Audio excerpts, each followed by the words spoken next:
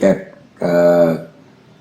kamu sudah belajar penghapusan pidana Udah, waktu kuliah. udah.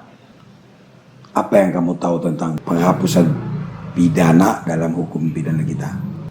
Dan Ken pelajaran itu ada dua cara dalam penghapusan pidana itu.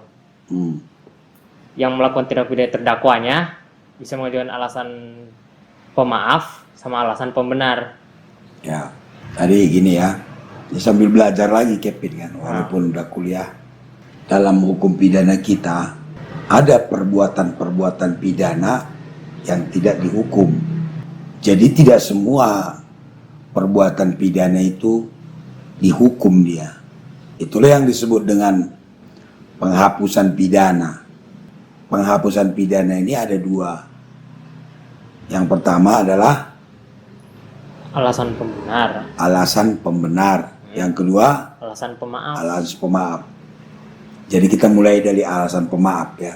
Kalau alasan pemaaf, perbuatannya itu terpenuhi unsurnya, deliknya terpenuhi gitu ya. Benar-benar dia melakukan perbuatan pidana. Tapi dimaafkan. Contohnya di pasal 44. Pasal 44 KUHP itu menegaskan bahwa orang yang terganggu jiwanya tidak dipidana. Misalnya orang gila tuh. Kalau orang gila itu kalau dia melakukan pidana tidak bisa dihukum. Itulah dia pemaaf, dimaafkan dia perbuatannya karena dia gila. Jadi orang gila nggak bisa dihukum, atau orang sakit mental itu tidak bisa dihukum. Selain itu di pasal 49 KUHP, di sana di ayat 1 disebutkan bahwa dalam keadaan membela diri karena terpaksa orang tidak dihukum. Jadi pembelaan terpaksa ini terkait dengan jiwa, harta, kehormatan. Maksudnya kehormatan ini dalam kesusilaan, baik terhadap diri kita sendiri atau terhadap orang lain. Jadi untuk membela orang lain juga termasuk dia. Hak nyawa orang, harta orang, atau kesusilaan orang, kehormatan orang. Kita bisa melakukan pembelaan terpaksa dalam hal ini apabila ada serangan dari si pelaku ini tiba-tiba dan tidak ada jalan lain untuk menyelamatkan diri kita atau orang lain itu, atau untuk menyelamatkan harta kita atau harta orang lain, atau untuk menyelamatkan kehormatan kita, kesusilaan kita atau orang lain, kita bisa melakukan pembelaan. Ya, itu tidak dipidana. Misalnya ada orang menyerang kita, tidak ada jalan lain. Kalau kita tidak membalas, membela diri, kita bisa celaka. Kita membalas, membela diri, dan ternyata dia luka atau bahkan meninggal. Kita tidak dihukum. Paham ya? Ya, walaupun yang kita lakukan itu tindakan yang memenuhi tindakan pidana, Memenuhi unsur, ya. unsur. Tapi tindakan kita ini dimaafkan. Ya, gitu. Ya, itu unsur pemaaf, alasan pemaaf tadi.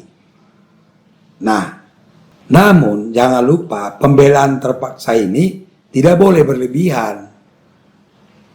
Harus seimbang.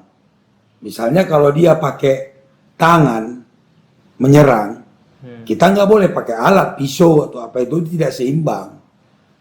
Kalau kita lakukan dengan tidak seimbang, tidak lagi kita dimaafkan. Kita dikenakan pasal penganiayaan. Harus seimbang dia. Lalu tidak boleh berlebihan. Kalau misalnya kita pukul dia udah jatuh, jangan diterusin. Kalau diterusin itu udah bukan pembelaan lagi. Gitu. Nah, lalu ini menarik. Di ayat 2-nya pasal 49 ini pembelaan terpaksa juga, notware juga, kalau bahasa hukumnya notware katanya. Tapi berlebihan. Melebihi batas. Tadi di ayat 1 kan dilarang kita berlebihan. Tapi di ayat 2 ini ada pasal yang mengatur tentang pembelaan terpaksa yang berlebihan. Itu dihukum nggak, Pak? Nggak juga. Tapi ada syaratnya. Apa? Karena goncangan jiwa yang sangat besar. Oh, oke.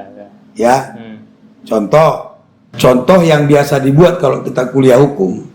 Contohnya begini, ada polisi, dia pulang dari kantor, setelah tiba di rumah, dia melihat istrinya lagi diperkosa. Padahal si pemerkosa kan nggak pakai alat tuh. Si polisi kan bawa pistol nih. Karena tergoncang jiwanya, melihat keadaan istrinya diperkosa, tergoncang jiwanya, dia seketika cabut senjata, ditembak berkali-kali sampai mati itu. Tidak dipidana. Ya, berlebihan kan? Iya, dulu. Tapi Berkali-kali, ya. karena kegoncangan jiwa tadi dimaafkan juga. Nah, jadi kalau ada orang melihat istrinya ditidurin, kan tergoncang jiwanya nih. Iya. Ya. Nah, ketika si suami datang melihat itu kan tergoncang jiwanya nih. Dia langsung membunuh gitu dengan alat yang ada di situ ya. Jangan dicari dulu alatnya. Kalau dicari dulu alatnya ada jeda, itu tidak lagi dimaafkan.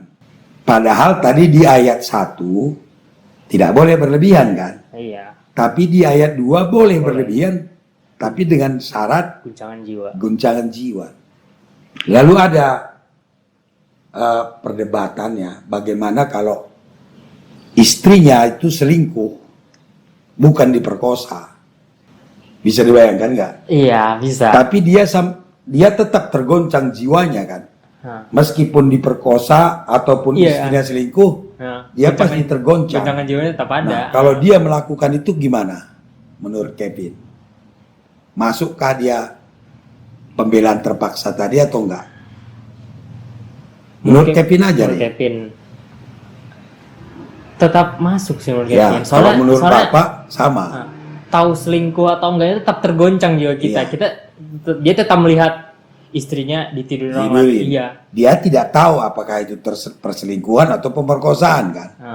Tapi tetap yang dia lihat ya istriku ditidurin. Aku udah kesal ya, udah kayak tergoncang jiwanya. Itu dia ya. Ini alasan pemaaf juga namanya. Lalu ada alasan pembenar. Nah, alasan pembenar apa? Itu diatur di pasal 50 KUHP. Pasal 50 KUHP menyebutkan bahwa orang yang sedang melaksanakan undang-undang tidak dipidana.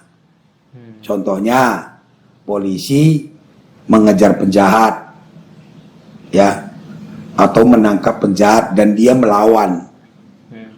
Karena dia melawan, polisi melumpuhkan. Melumpuhkan ini kan perbuatan pidana ini. Tapi karena polisinya sedang melaksanakan undang-undang, tidak bisa dihukum. Dia bisa membenarkan tindakan. Ya, membenarkan, bukan dimaafkan, tapi dibenarkan. Kemudian pasal 51. Pasal 51 KUHP menyebutkan bahwa orang yang di bawah perintah atasan yang sah itu tidak dipidana juga. Contohnya, seorang hakim memerintahkan algojo untuk mengeksekusi terpidana hukuman mati. Mengeksekusi membunuh itu kan pidana. Tapi karena dia diperintah oleh atasan dan yang sah, hakim kan sah nih, menghukum orang kan sah dia. Itu tidak dipidana. Tapi kalau hakimnya tidak sah, atau atasannya tadi memerintahkan tetapi tidak sah, itu dipidana. Ya, misalnya nih ada polisi memerintahkan anak buahnya menembak orang, padahal orang itu tidak salah dan tidak ada kaitan dengan undang-undang. Ya, nggak boleh biarpun diperintah atasan, itu namanya perintah yang tidak sah. Itu hukum dia. Kecuali ya si anak buah menganggap itu sah dengan niat baik. Wah, saya melaksanakan tugas nih diperintahkan pimpinan, dan dia tidak tahu bahwa itu salah gitu ya, tapi dalam hatinya dia niatnya baik melaksanakan itu, dia tidak dipidana. Kalau anak buahnya gak tahu itu kan kayak juga, kalau anak buahnya gak tahu gimana gitu kan. Ya. Terus gua ngasih tahu tadi, oh ya kayak Gitu ya. Ya, main. Lalu apalagi ya contohnya ya? Tapi kalau kalian pikir-pikir lagi, kalau tentang pembelaan terpaksa yang melewati batas itu, kayaknya semua orang yang ngeliatin isinya didudukin orang itu kayak kalau ada senjata bakal tembak juga gitu. Iya. Kira-kira bukan hanya polisi, tapi semua orang di posisi itu pasti tergoncang jiwanya Iya gitu. pasti. Ini kan dibuat contoh polisi, Iya. tapi sebenarnya bukan polisi aja, siapapun, kalau siapapun, lihat iya. istrinya ditidurin orang kan terguncang jiwanya. ya. Ada kalau dia dari ladang bawa golok ya dibacok kan gitu. Iya. Kalau misalnya di depannya ada batu dilempar kan begitu. Itu dia pembelaan terpaksa kalau berlebihan. Namun semua ini yang menilai adalah hakim. Jadi tetap dibawa ke pengadilan. Nanti hakimlah yang akan menilai apakah perbuatan anak ini memenuhi alasan pemaaf atau alasan pembenar. Jadi tidak bisa di tangan polisi atau di tangan jaksa diselesaikan, tetap dibawa ke pengadilan. Keputusannya di tangan hakim semuanya ya. Ya, keputusannya ada di tangan hakim. Menurut Kevin gimana? Ada pertanyaan atau komentarmu? Sudah jelas lah Pak tentang penghapusan pidana, tapi kan masih pengen banyak nanya tentang ada kasus yang viral itu kasus Duren 3. Oke, nanti kita di video berikutnya kita bahas itu. Nah, Tapi itulah ya, masyarakat harus tahu bahwa tidak semua perbuatan pidana dihukum. Ada yang dimaafkan, ada yang bisa dibenarkan. ada yang dibenarkan. Itu di pasal 44, 48, 49, 50, 51 KUHP. Oke? Tapi di undang-undang lain, di pasal-pasal lain ada juga itu spesifik atau khusus untuk pasal itu.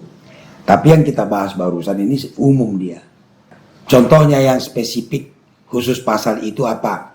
Misalnya pasal 310 KUHP, pencemaran nama baik. Ya. Di ayat 3-nya disebutkan apabila pencemaran nama baik tanda kutip itu dilakukan untuk kepentingan umum tidak dipidana. Itu sama-sama tidak dipidanakan, tapi ini khusus dia. Kalau yang tadi kita bahas itu secara umum. Tapi kalau di pasal 310 ada juga khusus untuk pencemaran nama baik. Gitu dia. Di pasal-pasal lain ada juga.